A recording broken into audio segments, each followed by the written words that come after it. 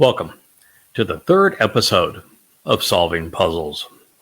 This program is devoted to both Mizmor Psalm 78 and to the insights we can glean about what Yahweh is sharing with us from Yeshaya, Isaiah 25 and 26.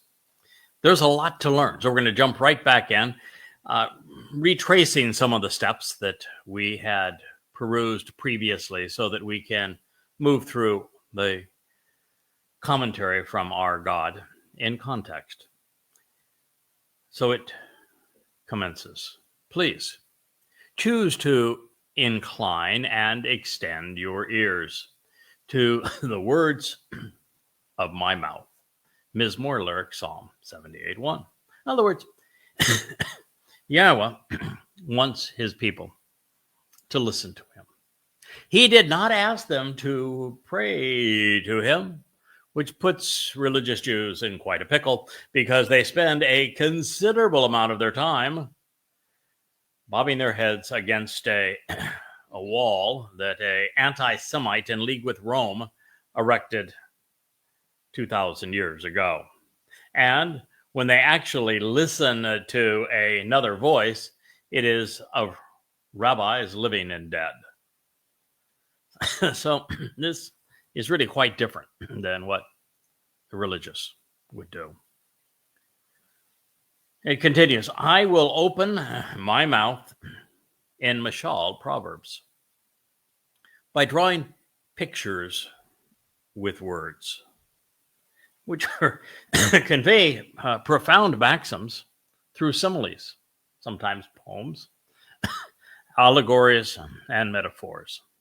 Mizmor lyrics, Psalm 78:2. Now we're going to transition now for a moment, and we'll pick up the 78th Mizmor again, but I would like to share with you some of the insights that can be gleaned from Yeshaya, Isaiah 25 through 30, because the prophet speaks vociferously about something that is essential to our understanding if we are going to put ourselves in a position where we're actually listening to Yahweh. He says through his most acclaimed prophet. And so you will say on that day, look, now and see Yahweh. This is our God. We have waited expectantly for him.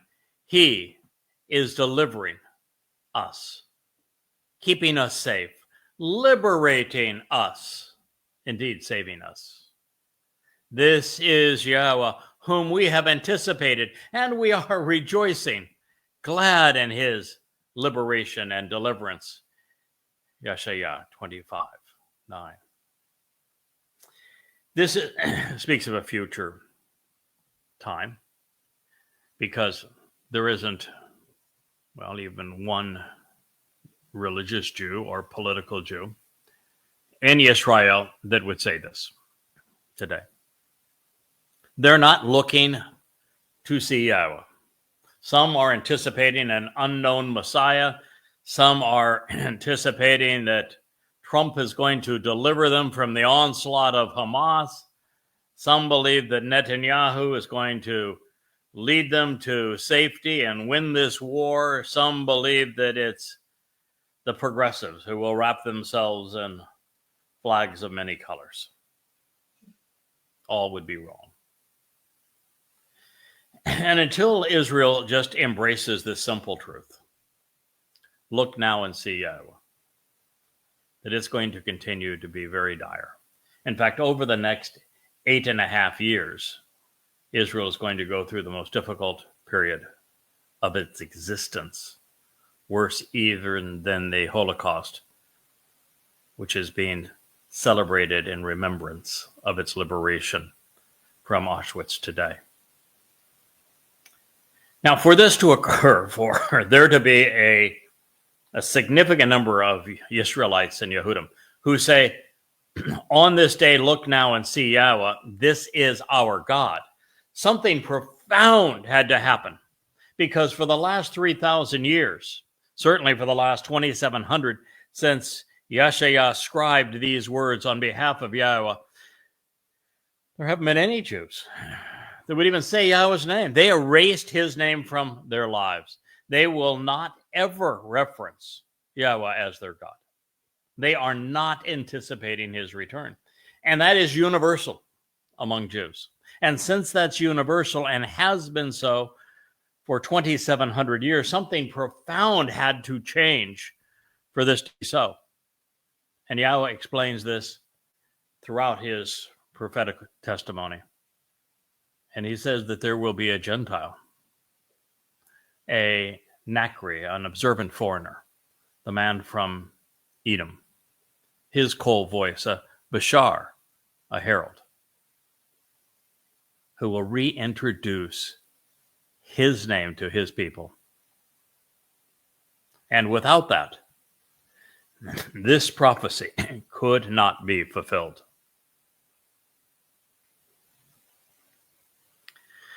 We have waited expectantly for him, which means that a period of time has transpired from expectation to realization.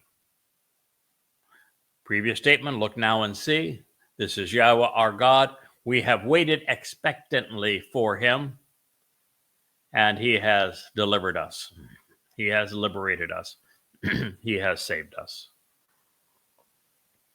Again, this is only possible if Yahweh does what he has promised, which is to inspire and empower and enlighten and enable someone to speak on behalf of his people, to awaken them from their many millennia of stupor. This is Yahweh whom we have anticipated, and we are rejoicing and glad in his liberation and deliverance. During this day, they will sing this song.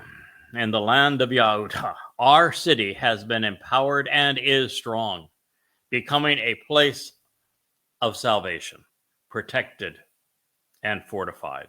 Yeshayah 26:1. This further indicates that something profoundly important has happened. This individual who has reacquainted Yisrael and Yehudim with Yahweh's name and has told them the exact day that he's going to return, of which there's only one person in the world over the last 2 decades who has done these two things. Surprise, surprise, he's the fellow talking to you right now. So I have told you emphatically that God has but one name, and it is pronounced Yahweh. And I have proven it over and over again, particularly in an Introduction to God, Volume 1, where you will find absolute proof that Yahweh's name is pronounced, as I am sharing it with you now.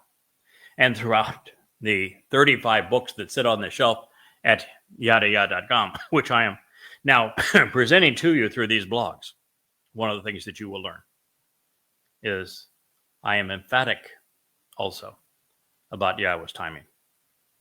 I have deduced when Adam and Chawah were booted out of the garden. I know when Abraham and Yishak ascended Mount Moriah as the dress rehearsal for Pesach. And then when Dowd returned in his second life to fulfill the Moed Mikre as on the exact date that he foretold when he, as Gaborel, God's most capable and competent man,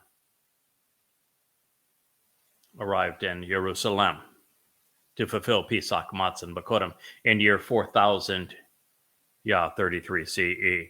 And therefore I know precisely when he will return, which is on the day of reconciliation, Yom Kippurim, on the 2nd of October, 6:22 p.m. as the sun sets in Jerusalem, and 2033. Without this information, Israel is not in a position to anticipate Yahweh's return, nor to call out to him by name, nor to know that he is liberating them from themselves. It is only through these books, through these blogs that I am providing for you that this is known. During this day, they will sing this song. And the reason that this is important is that they are in Yehudah, that they are in the city of Jerusalem. Jerusalem, from Yara, which is the root of Torah. It means source of teaching and guidance. On Shalem, reconciliation. It is the place that Yahweh will deliver salvation. It says here in the next statement, what I have been telling you. God makes it abundantly clear that there was no Yehudim, no Jew, no Yehud, no Israelite available to reintroduce him to his people, to explain the timing of these events. And so he chose to communicate through a goy. And, well, the very fact that you're listening to this program means that you have invited me into your home and you have already opened the doors and the gates and are receptive. It is essential that the rest of Yisrael and Yehudah do the same.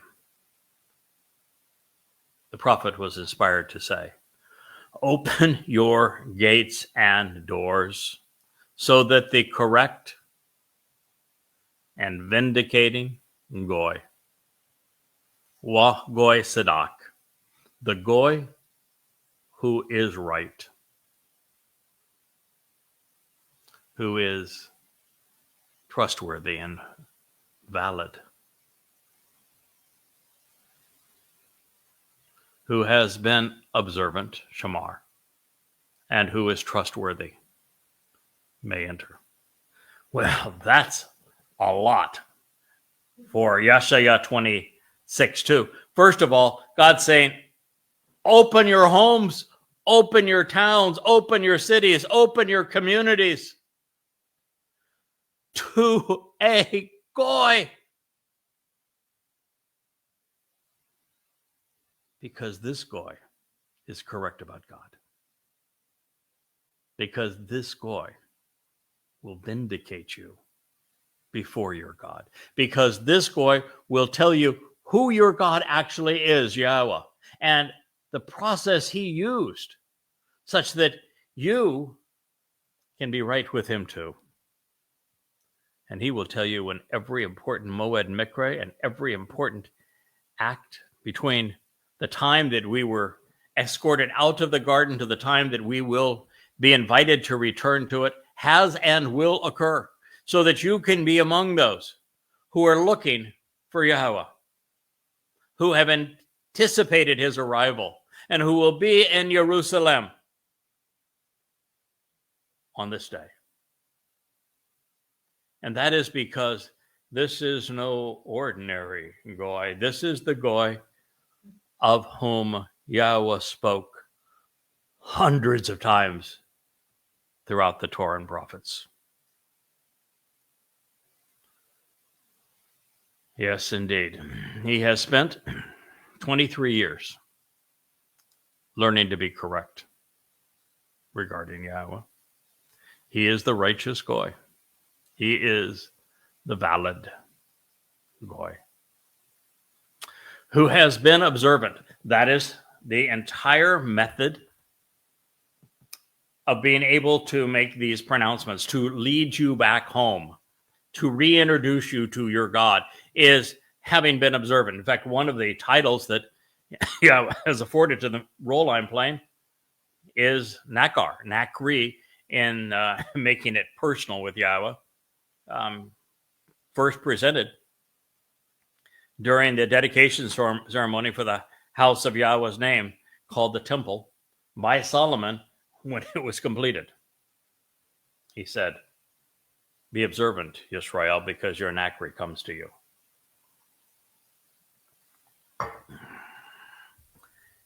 Nachri means observant foreigner.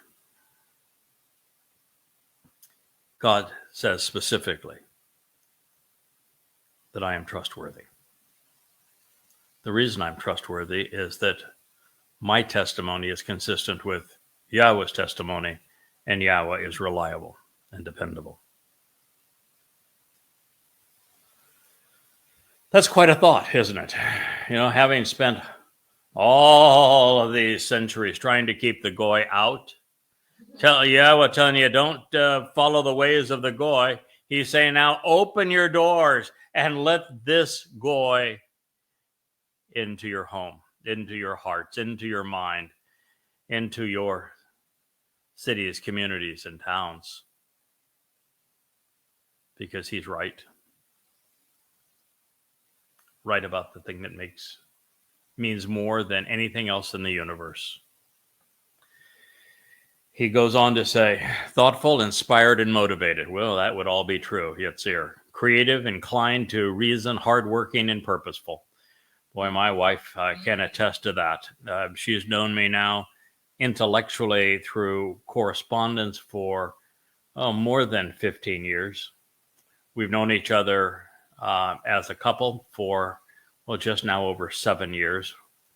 And she knows that I get up before the sun and that I go to bed long thereafter.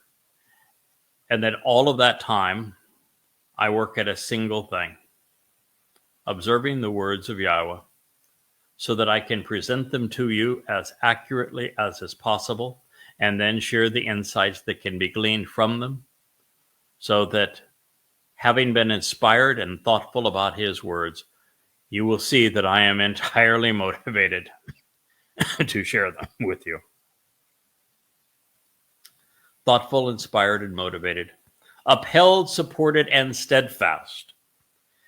Yahweh inspired Yashayah in the 11th chapter of this very prophetic tome to reveal that a choder would branch out of the old olive that was Yisrael, as a sucker grow up from the abandoned roots and from the fallen stump in the line of Dode, so that he,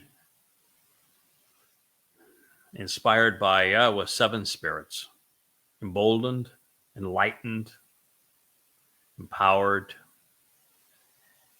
taught how to use both disciplined discernment and how to make the connections necessary to understand. So that in the time remaining, from the time that he was called by Yahweh to do this, to the time that you are now listening to these words would be 23 years, and to the time that Yahweh returns, 32. Thoughtful and inspired, motivated, upheld, supportive, and steadfast.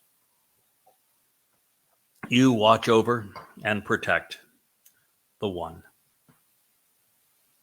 Not the three, not the two, not the 5, not the 12, not the 1,000, the one. Just as Goy was masculine, singular, so is the one. This is not uncommon for Yahweh. In fact, it is exceedingly common.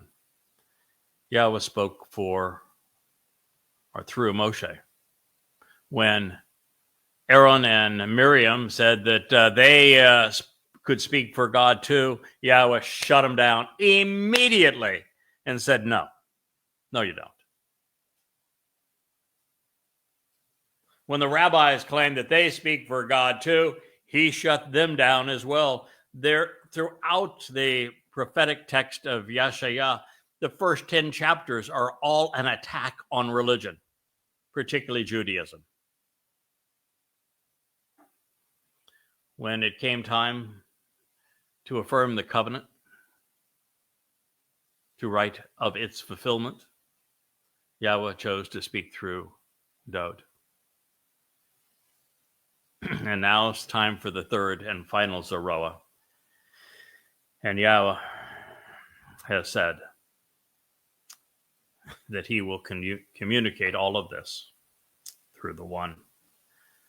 So open your gates and doors so that the correct and vindicating the right goy, who has been observant and is trustworthy, may enter.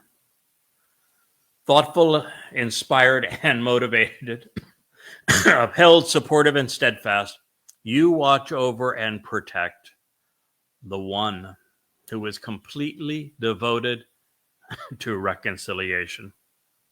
Shalom, shalom. Your companion while seeking to restore the relationship. And that is what we have done these past 23 years. This is what we will continue to do, even past the time that Dode returns with Yahowah. Indeed, he is with you, always and forever, trusting and relying upon Yahowah's eternal witness and restoring testimony. YAHOWAH Ad. He is a restoring witness. He is a herald of the eternal testimony. He is the one who has reintroduced Yahweh's name. And he is with Yahowah every step of the way. They, are a collaborative effort. We're in this together on your behalf. And it is the reconciliation of Yisrael that we strive, because there is no return, no homecoming, no family reunion, no fulfillment of Yom Kippurim in your 6,000 Yah without reconciliation. It is our commitment. Yeshayah 26, 3 and 4. The way of this correct one, Lahasadak, of the one who is right and vindicating, is honest, it's fair, it's in complete agreement. You have made it possible for the direction and the teaching of the one who is right to be straightforward and on the level. I could not come to you, speak into this microphone, or look into this camera and enter your home and speak in this way until I had invested the 23 years to learn the truth about Yahowah, to put the whole puzzle together so that you might not only understand it, see the picture that God has painted, but more importantly, walk into it, make yourself part of it, benefit from it, enjoy it, be among those who are anticipating Yahweh's return, knowing that he is the one who will deliver you from yourselves. Yes, he is straightforward and on the level. Even when he makes a mistake, he goes back immediately to correct it based upon what he has learned by being observant. And even that, in this way, Yahowah wants Yisrael to know that this goy was able to deduce the truth, put the entire picture together, every piece of the puzzle correctly to represent the entire story, using the prophetic witness that has been there for 2,500 to 3,500 years that every scholar and sage has missed. It is to say, why did you neglect Yahowah all this time? Why did you run from the truth all of this time?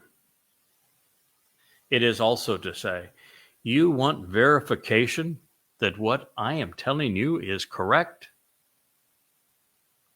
Look at the prophetic testimony that Yahowah has stated regarding it.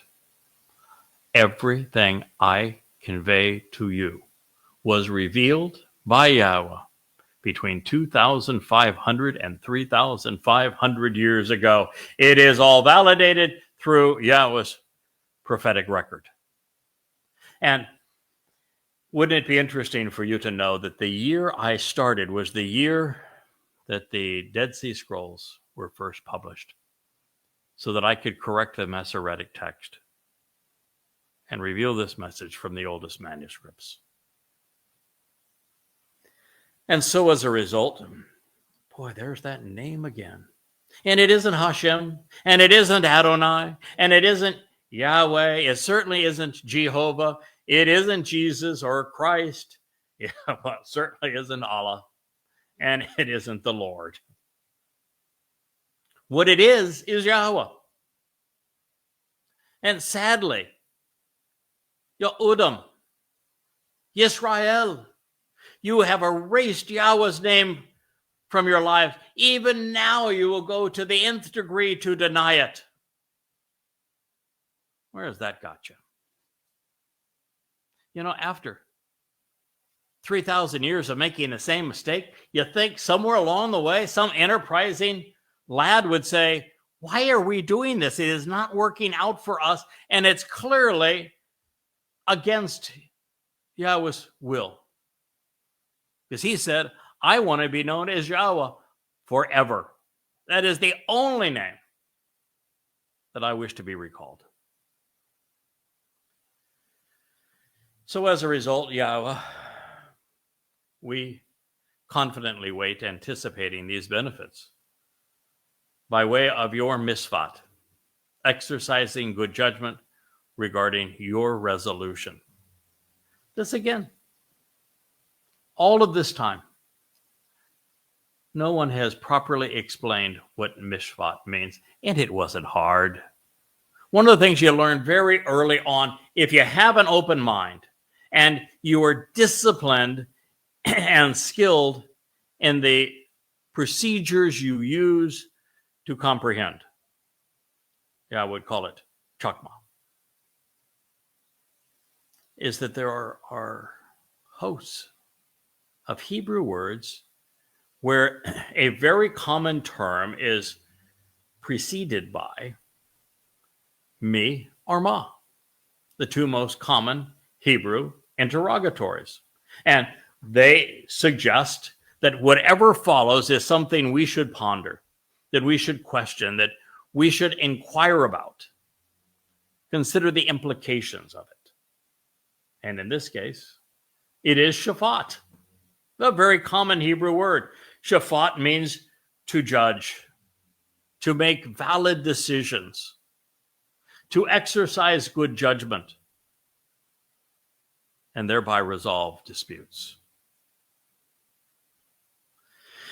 And so as a result, we confidently wait, anticipating these benefits by way of your mishvat, exercising good judgments and resolving disputes. Regarding your name, your Shem, which isn't Hashem. Regarding your Torah, which isn't a Talmud, which isn't law. Torah is defined by its verbal root, which is the same verbal root that sits at the introduction to Jerusalem, Yara. It means the source from which guidance and teaching, instruction, and direction flow. Your name. You know what's interesting, too, about Yahweh's name? Every aspect of Yahweh's name is defined in two words. The first of those is the verb that Yahweh told Moshe and through him told us that his name was based upon. Do you know that verb? Surely you know the verb, right?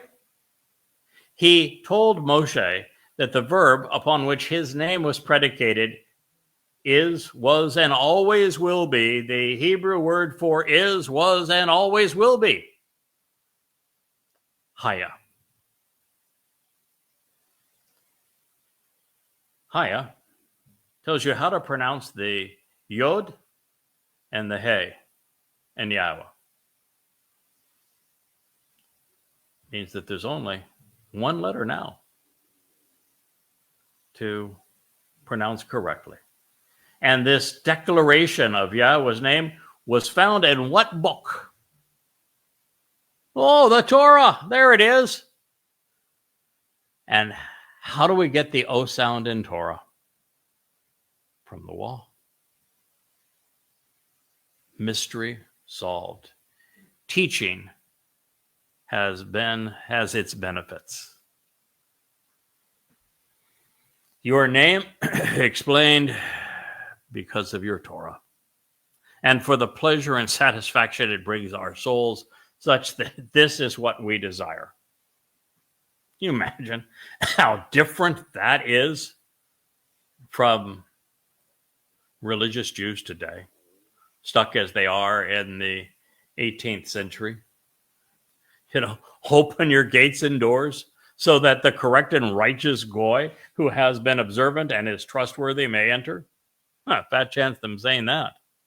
Thoughtful, inspired, and motivated, upheld, supported, and straightforward and steadfast. You watch over and protect the one who is completely devoted to reconciliation.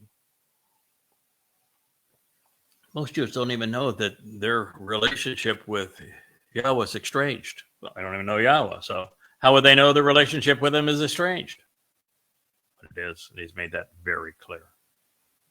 And so we're trying to resolve that. Indeed, he is with you, always and forever, trusting and relying upon Yahweh's eternal witness and restoring testimony. The way of this correct one is honest, it's fair, it's in complete agreement. You have made it possible for the direction and teaching of the one to be right, or who is right, to be straightforward and on the level. Yahowah 26:7. And so as a result, Yahweh, we confidently wait, anticipating these benefits by way of your mishpat, exercising good judgments, and thereby resolving disputes regarding your name in your Torah. And for the pleasure and satisfaction it brings our souls, because this is what we desire. Yahowah 26:8. With so much to share, so much to learn, and now with so little time, my favorite prophet, Yahowah asks, through whom will he teach and then make openly known the means to exercise good judgment and become aware of the relationship? He told you the answer. Were you listening? Through whom will he teach and then make openly known the means to exercise good judgment and become aware of the relationship, which means that you will first have to walk away from religion. And through whom will he provide the ability to understand bien, this Hebrew jewel of a word that explains that comprehension is a function of making the proper connection between things. And so, through whom will he provide this ability to understand this message? Those who are being weaned from milk and who have been taken from the breast. Yahowah 28:9. Are you ready to grow up? Are you ready to mature? Because the upcoming harvest, May 22nd, 2026, at the commencement of the time of Jacob's troubles, is of standing and mature grain. To be there with us, you will need to feast upon what I'm sharing with you. To the contrary, it is instruction after instruction. The terms of what is being offered and the conditions of what is expected. Line after line. In another language, a little guidance from one location and more teaching from another place. Yeshaya 28:10. I love it when Yahweh affirms what he has asked me to do and then indicates that what I have done was exactly what he anticipated and foretold. My approach has been instruction after instruction. Anything that I could share with you that helped direct your life back to Yahweh, I have done. And I have focused on the terms of what is being offered and the conditions of what is expected in return. What I want you to know is what God is offering you and what he expects in return from you. Oh, line after line. 30 lines per page. 650 pages per book. 36 books. And now we have moved past all of that, and I am the living embodiment of Yahweh's book, coming into your home, into your lives, and sharing them openly with you. Obviously, in another language. Why would Yahweh, after all this time, want to communicate in another language when he chose Hebrew? You know? Well, let me explain it to you. Because the language of Hebrew, which was actually reinstated shortly after 1948, it was Yiddish that was spoken amongst most of the Jews and Europe, plus the language of the land that they were living in. And Hebrew was a language spoken by very few. And you had the words of the Torah, you had the words of the Babylonian Talmud, which were Aramaic, but a somewhat related language. And you had Yiddish, and then you had the advancement of civilization, which required English, because English is not only the lingua franca of our time, but because of America's being the land really of opportunity and invention, so many of the inventions of our day have English names. So that's part of it. Because with the shading of Hebrew terms by rabbis in particular who have so much influence over the culture, they're being misled. I don't use their transliterations. I created more accurate ones. I do not use their definitions. I have shown that mine are much more accurate than theirs. And so it is important to present the language correctly, but also to translate it and translate it into English. Why English? Because more Jews speak and read English than any other language, including Hebrew. It is the lingua franca of the world, and particularly of the enlightened, the receptive. And that is why I'm bringing this program to you as a translation of Yahweh's original Hebrew text in English. Line after line, in another language, a little guidance from one location, more teaching from another place. And this too is important.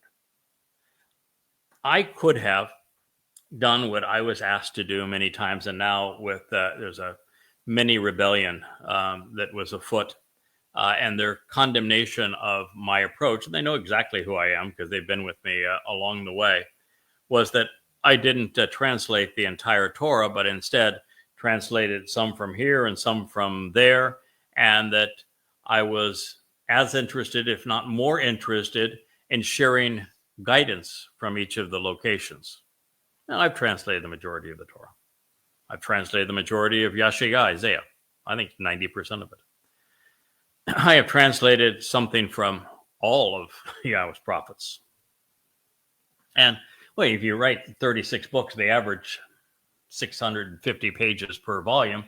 Well, that's a lot of translations. And my translation style is unlike any other.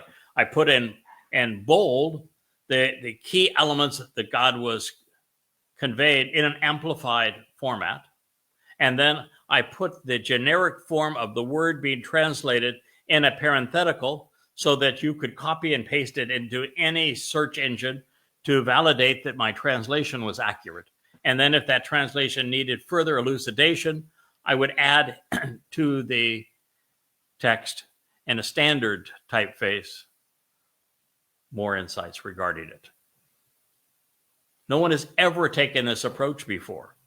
And then after each rendering of Yah's testimony, I would write commentary. I would share with you what it means, what you can learn from it, how you can apply it to your life. It is the guidance from one location and another, and using BN to make the connections so that we might understand, that has made it possible for the books that I have written to present thousands upon thousands of previously unheralded insights that are profoundly important to your life. Most of them never considered previously. The last 23 years of my life is summed up in 22:10. Not for me, for you.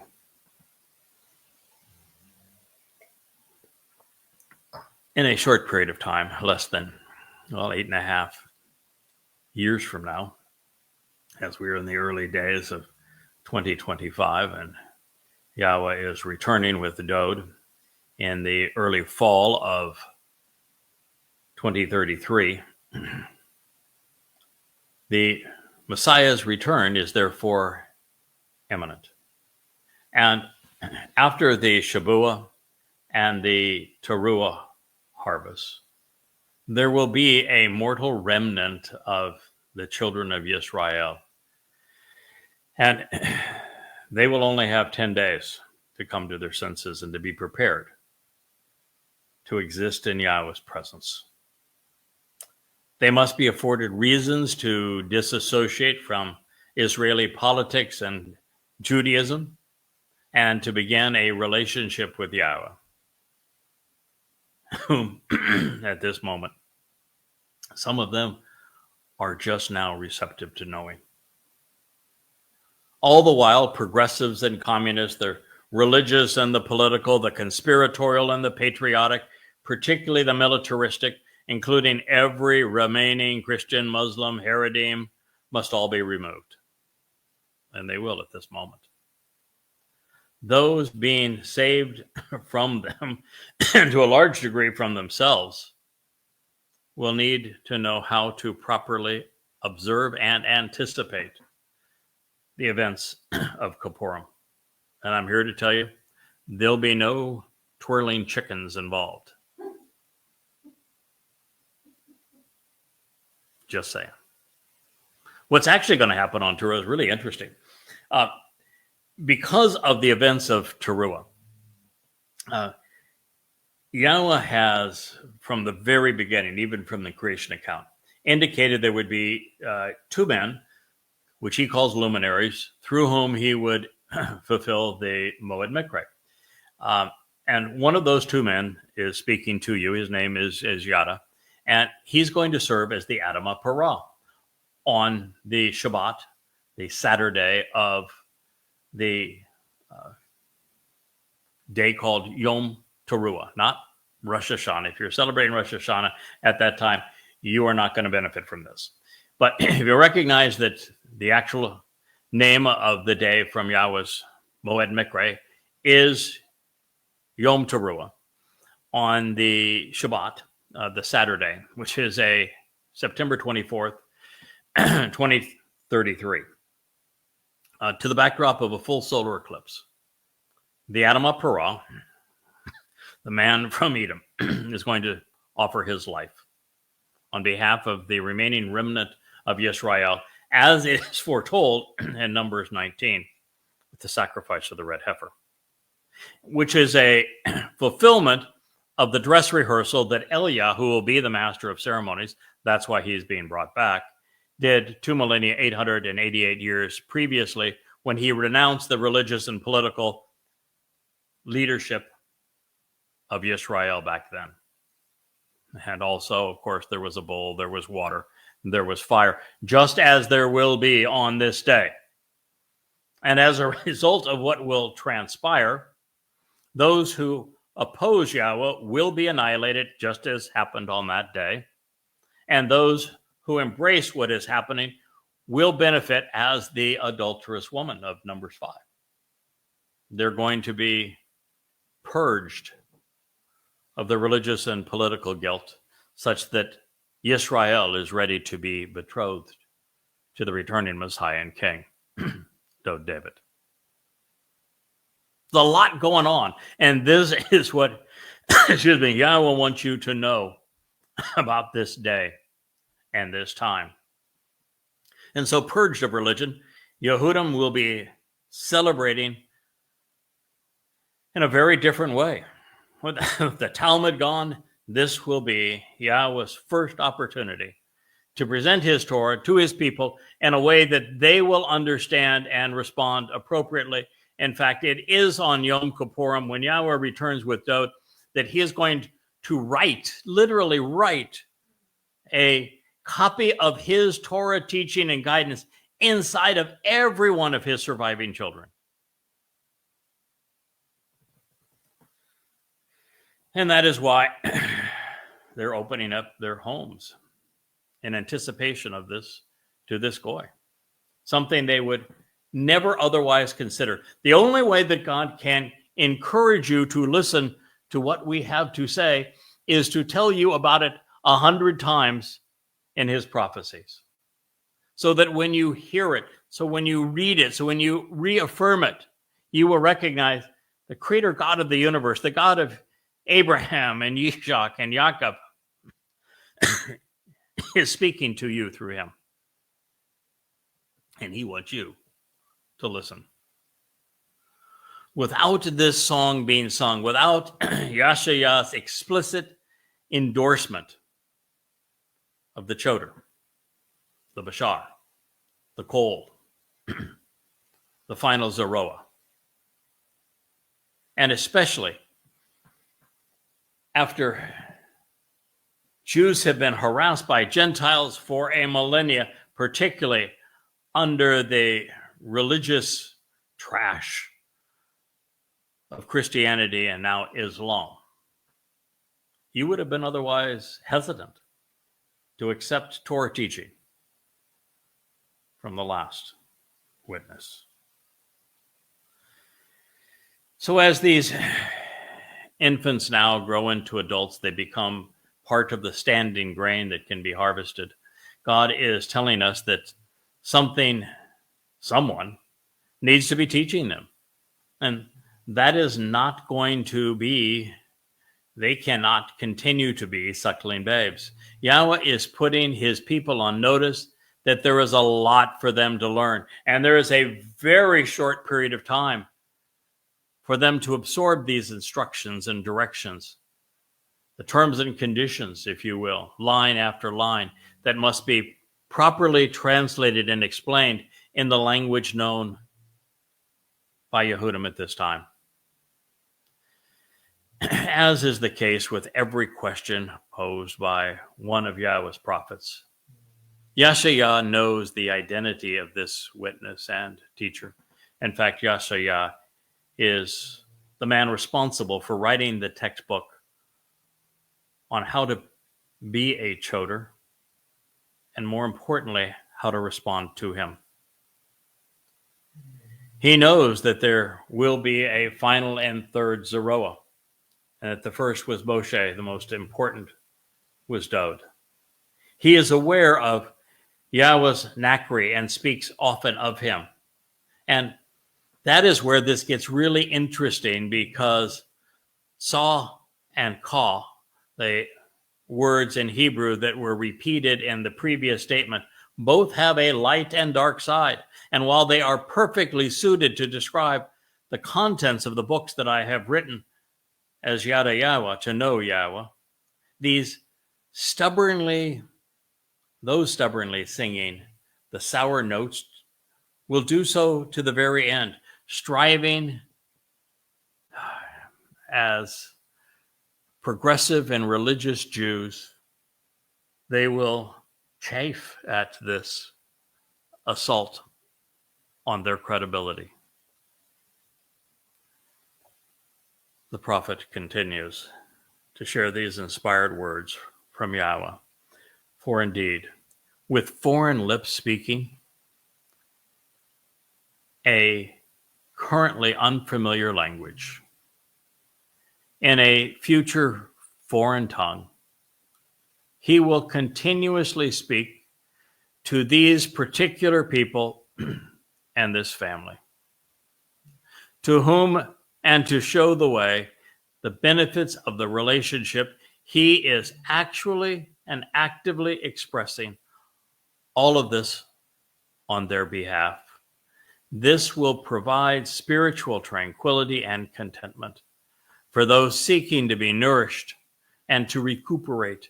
This is the means to find relief. But many will still be unwilling to listen. Therefore, the word of Yahweh will be for them nothing but blah, blah, blah, worthless filth and futility.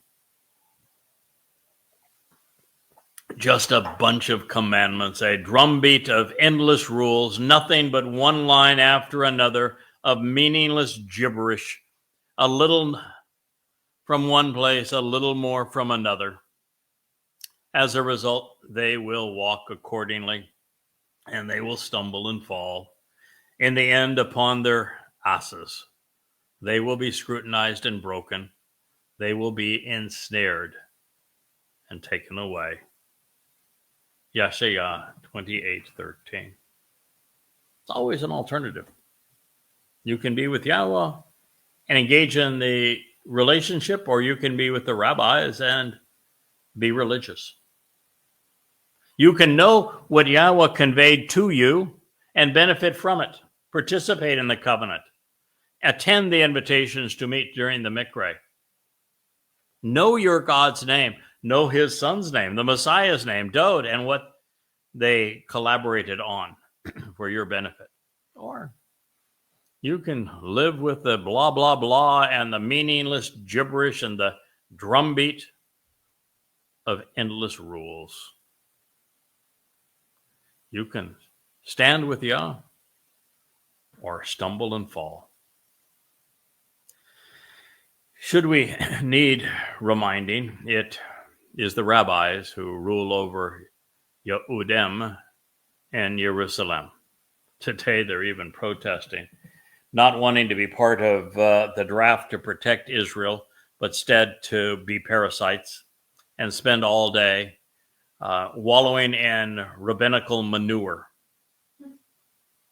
Therefore, listen to the word of Yahweh, you braggarts using derisive language to rule over the people for your benefit in Jerusalem.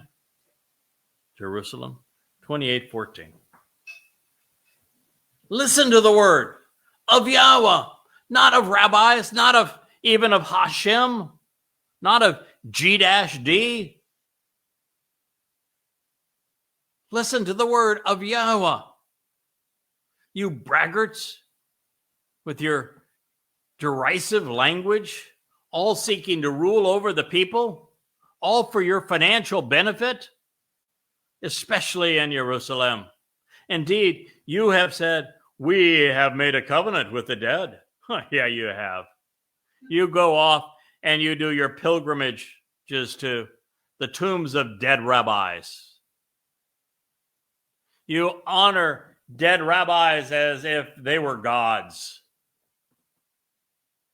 You've made a covenant with the dead, as opposed to accepting the one and only covenant from the one and only living God. And so, in the company of Sheol, we will act upon this agreement received from the writers long ago. Well, that would be an honest confession, at least. Therefore, during the overwhelming chastisement it will pass through, it's not going to affect us. No, because we have arranged for our lies and deceptions and delusions, and we have our refuge in these false claims, and upon this dishonest witness, we will hide and conceal ourselves. One of the things I learned, this was Yeshaya 28:15. One of the things I learned as I was transitioning from being religious to being an agnostic, and then to this position where I now speak for Yahweh, is that without exception, every religious and political leader that I met, and they go all the way from the single most recognized and popular religious leaders in the world, and also political leaders, on down. Everyone without exception. They knew what they were saying was untrue. I remember a conversation, and it may date me here. Jerry Falwell was the first televangelist. He was so popular. He was on the cover of Time magazine a number of times. He's the man who was most responsible for getting Ronald Reagan elected with his moral majority. The old time gospel hour was his thing. There was a time in my life that I was very close to Jerry, probably closer to him than anybody. And during that time, I was writing Tea with Terrorists, and then Prophet of Doom, which has become Goddamn Religion.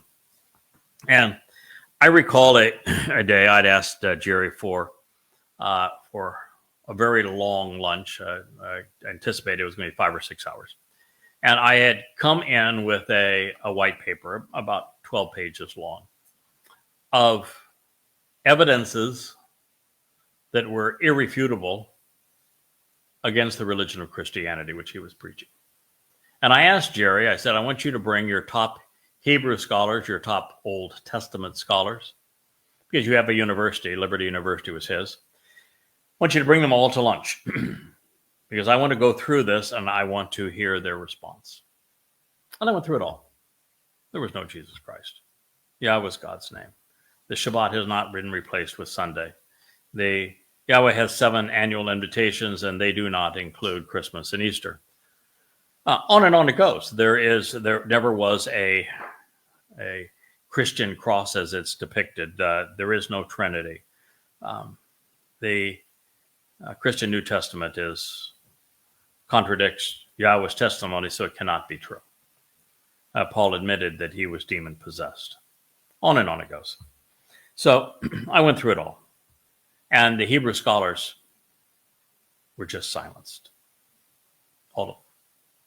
And at the end of this 5-6 hour extended time, Jerry Falwell looked me in the eye and he said, everything you have said is true. But if I were to say these things, the people who fill the pews of my church would not attend. They would not provide their donations. And the letters which arrive daily with checks that support my university would not exist either. And if you continue to share these things, they will label you a kook. That was my last time with Jerry Falwell. But he, like every senior religious leader that I got to know along the way, and every political leader, knew the truth, just as this reads. They're just so enmeshed in the process. They benefit so much from the lie. They have no interest in exposing it. They have no interest in sharing with you what they know to be true. And it is with this that I will leave you with the recognition that Yahweh speaks of political and religious leaders as those with false claims, providing a dishonest witness, hiding behind their delusions, all for selfish reasons. And that is in contrast to Yahweh providing one who is right about him, so that you might know his name and might capitalize on all that he is offering by accepting what he is asking in return. I am Craig Winn. I am the one of whom Yahweh spoke. And this has been the YAHOWAH blog.